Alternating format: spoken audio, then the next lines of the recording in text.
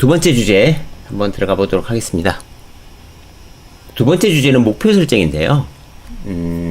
우리가 지금 생각하는 것들이 과연 맞는지, 우리의 목표가 맞는지 다시 한번 고민해 보자고요. 우리는 얼마나 있으면 부자라고 생각하냐라는 질문이 미국과 한국에 비교한 SBS 뉴스입니다.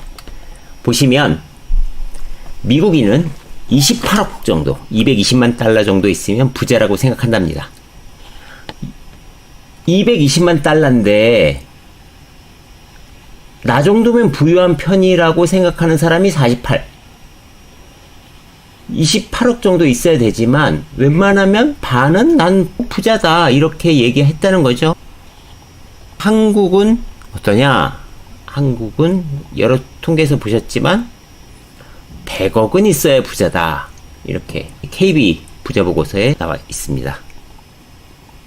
이 같은 조사에서 미국은 220만 달러를 갖고 있어야 되고 한국은 46억 정도가 있어야 부자랍니다. 우리는 미국보다도 훨씬 더 거의 2배 정도 돼야 부자라고 생각한다는 거죠. 46억은 도대체 어떤 돈일까요? 46억은요. 상위 1%가 32억입니다. 상위 1%가 32억인데 46억을 원해요. 그러면 상위 1%보다 훨씬 더 한 50% 센 거니까 0.5%? 이런 숫자잖아요. 0.2% 이런 숫자인데 더군다나 위에 저기 재벌님들 빼고 나면 이게 상당히 높은 숫자일 텐데 1%도 능가해야, 그러니까 1% 정도로는 부자 만족도 못하는 거죠. 근데 1%라는 게 얼마나 대단한 거냐 하면 우리가 수능을 보면 수능 1등급이 4%입니다. 수능 1등급이 4%야. 2등급은 7%고요. 뭐 여기 계신 분들의 자녀분들은 뭐 다들 엄청 뛰어나시겠지만 사실 1등급, 2등급 11% 안에 들기도 되게 어렵잖아요. 솔직히 얘기해서. 어렵잖아요. 그런데 우리 목표는 1%를 능가해. 부는 뭐 0.5%, 0.2% 정도 돼야 부자라고 생각한다는 거죠. 소득을 보자고요. 소득을 보면 미국이 우리보다 43%나 많단 말이에요. 우리가 소득은 낮은데 꿈은 훨씬 더 높아요. 굉장히 재밌습니다. 그래서 아까 미국인은 48%가 부자라고 했는데 목표가 저렇게 높으니까 한국인은 1.1%만 나는 부유하다는 거죠. 한국인의 목표가 너무 높잖아요. 그래서 소수만 부유하다는 거죠. 아니, 조금 현실적인 목표를 좀 세웠으면 괜찮았을 텐데 너무 비현실적인 목표로 스스로 불행해지는 거 아닌가? 그래서 우리는 행복하지 않은 거예요. 행복하지 않아. OECD 최하위야. 돈이 없는 편은 아닌데 OECD 최하위예요. 가장 높은 나라는 핀란드입니다. 핀란드가 가장 높았습니다. 참, 자식들은 1등급, 2등급 하기도 쉽지 않은데 나는 목표가 1% 안에 0.5% 막 이런 거죠. 그만큼 노력은 하나 모르겠지만 어쨌든 보면 우리는 최하입니다. 행복하지 않습니다. 100억대도 나는 부자가 아니야. 100억도 부자가 아니야. 도대체 얼마가 있어야 부자라는 걸까요? 그런데 최근 들어서 정부가 결혼자금 증여세 한도에 관련돼서 우리가 결혼할 때 집도 구해야 되고 막 이러니까 1억 5천에 관련돼서 결혼자금 공제 한도를 확대 한번 해보자라는 여론조사를 이렇게 뉴스에 나오면서 해보니까 부자 감세 얘기 나오죠.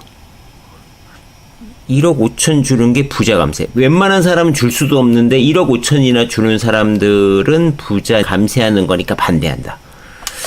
부자는 46억 정도 있어야 된다면서요. 그런데 1억 5천 주는 것도 반대해요. 그럴 수 있죠. 네, 그럴 수 있습니다. 잣대가 다 다를 수 있죠. 그래서 못 주는 사람은 상대적인 박탈감도 나올 거다. 1억 이상 지원해 줄 수 있는 애들이 얼마나 많은지 모르겠다. 그런데 나의 목표는 46억은 뭐 넘어야 되고 100억도 나는 부재가 아니야. 이런 거죠. 이제부터 또 재밌는 통계들 한번 보겠습니다. 통계청에서 나왔고요. 6월 26일 날 나온 통계 데이터입니다. 이걸 보시면 우리가 얼마 정도 필요한지 알 수 있어요. 자, 우리나라는 2025년에 65세 인구가 20%가 넘는 초고령 사회, 그러니까 초고령 사회의 기준은 65세 이상 인구가 20%가 넘어야 됩니다. 요게 되는데 고령 사회에서 초고령 사회로 진입하는 게 영국은 50년, 미국은 15년이 소요된 반면 우리는 7년, 우리는 뭐든지 빠르죠. 우리는 세계 1등입니다. 7년에 불과하다라는 겁니다. 여기 한국은 7년 걸렸고 오스트리아는 53년 걸렸습니다. 일본 볼까요? 일본도 10년, 미국 15년. 그러니까 전 세계에서 초고령 사회로 가장 빠르게 진행하고 그게 2025년에 진입합니다. 그 이유는 또 역사를 엄청 쓰겠죠. 그런데요, 우리는 빈곤율이 1등입니다. 상대적 빈곤율이 40%를 넘는 나라는 우리가 유일합니다. 목표는 40억이 넘는데 빈곤율은 1위예요. 희한하죠? 다행인 것은 행복을 결정짓는 요소 중에 우리가 건강은 많이 개선됐습니다. 그래서 건강에 관련돼서는 상당히 괜찮다, 양호해졌다. 거의 10년 전에 비해서 한 10%씩은 개선이 돼 있습니다. 우리가 65세부터 75세까지를 전기 고령자, 그리고 75세 이후를 후기 고령자라고 하는데, 이것도 이제 평균 수명이 늘어나면서 더 올라갈 수도 있는데, 어쨌든 지금은 과거보다 노후 준비를 하고 있거나 준비되어 있는 사람이 16% 증가했습니다. 요거는 다 뭘로? 국민연금을 그동안 가입을 했거든요. 국민연금으로 거의 커버를 한 겁니다. 그러니까 준비가 된 사람들이 56%라는 게 아니라 지금 준비를 하고 있거나 준비되어 있는 사람들이 다행스럽게 국민연금을 통해서 올라오고 있습니다. 우리나라는 개인연금 별로 없고 국민연금이니까요. 그래서 보시면 노후 준비를 하는 걸 보면 정기고령자, 아까 65세에서 75세까지, 75세 이후 이걸 보시면 공적연금 비중이 이렇게 올라가고 있습니다. 그래서 제일 많은 건 공적연금이고 그 다음번이 예적금. 예적금은 근데 이렇게 떨어졌잖아요. 보시면. 그러니까 연금이 중요했다. 부동산 채권은 좀 비슷한데 지금 보면 후기 고령자는 부동산 채권, 그러니까 거의 부동산이겠죠. 부동산이 증가했고 정기 고령자는 부동산이 줄어들었습니다. 그래서 이렇게 보시면 뭐를 준비하고 있구나 이런 건 알 수 있죠. 근데 국민연금으로 우리가 다 해결이 될런지는 잘 모르겠습니다. 그래서 취업 의사가 건강도 괜찮고 돈도 좀 모자라니까 이렇게 보시면 취업 의사가 과거보다 정말 많이 증가했죠. 12%, 여기도 이렇게 12%. 전체량으로 보면 50%에서 12% 증가한 거니까 전체 퍼센테이지는 20% 정도 증가한 겁니다. 그래서 취업을 하고 싶은 사람들이 되게 많아졌다. 노인층들이 취업을 하고 싶어 한다. 그런 이유 중에 또 하나는 이겁니다. 연령별 소득 불평등도인데요. 그러니까 이 숫자가 낮아야지 평등한 겁니다. 그러니까 노인 70세 이상으로 가면 이렇게 여기보다 3배가 정확하게 증가하잖아요. 그러니까 극명하게 차이가 나는 거죠. 70세 이후에는 소득 불평등도가 엄청나게 올라갑니다.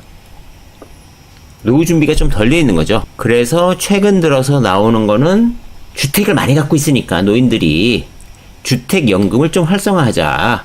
결국은 주택이 또 매물로 나오는 소리가 들리네요. 그래서 보면 우리는 100만 원이 절대빈곤이고 귀족은 525만 원입니다. 은퇴 상류층은 374만 원. 그러면 계산을 한번 해보자고요. 자, 우리가 65세까지 소득이 있고 65세부터 95세까지 산다고 가정하고 30년 동안 한다고 가정하고 귀족 계산하기 편하게 그냥 500만 원이라고 하고요. 12개월이면 6천만 원이 필요합니다. 30년이면 18억 필요하죠. 5년은 3억이니까 총 21억이 있어야 되네요. 21억 있으면 은퇴기족인데 얘네들이 또 약간 자산의 소득이 생길 테니까 또 일부 연금도 생길 테니까 실제로는 한 15억만 있어도 연금도 받고 이러니까 가능해 보이기도 하죠. 그래서 물론 이것도 큰 돈이지만 은퇴를 하고 귀족으로 사는 데는 요 정도 돈이면 된다. 그런데 우리는 정말 이루지도 못하고 돈도 없는데 목표는 굉장히 높고 목표가 높다 보니까 오히려 노력을 더 안 하는 거죠. 그냥 쉽게 좌절하고. 왜냐하면 어차피 안 돼. 목표가 저기 높아요. 목표가 전국에서 0.5% 아니야. 그러니까 들을 수 있는 사람이 200가구 중에 한 가구잖아요. 그렇게 높여놓으니까 하고 싶지도 않아. 할 수도 없어. 그러니까 안 해요. 차라리 현실적인 목표 한 15억만 돼도 우리가 은퇴 귀족이잖아요. 연금 받고 뭐 하면은 귀족 된단 말이에요. 그럼 15억은 할 수 있잖아요. 15억은. 그러니까 거기까지 먼저 가고 그 다음을 가면 우리가 갈 수 있는데 우리가 정말 왜 그런지 모르겠는데 왜 우리는 미국보다 더 돈이 많아야 부자라고 생각하는 걸까요? 실제로는 더 적게 갖고 있는데. 그죠? 이게 문제인 것 같아요. 그래서 오늘 제가 드릴 말씀은 뭐냐면 현실적인 목표를 가져가자. 그 주식 투자 목표 수익률도 그래요. 막 그냥 뭐 100%씩 매년 하면 좋겠지만 그렇게 하기 어디 쉽나요? 한 20, 30%라도 꾸준히 하면 어마어마한 돈이 되잖아요. 저번에 우리가 복리로 보여드렸지만 20, 30% 목표로 손실 안 나게 차분하게 가져가도 그러면서 실력 키우면 나중에 100%도 할 테니까 그렇게 가는 게 맞지.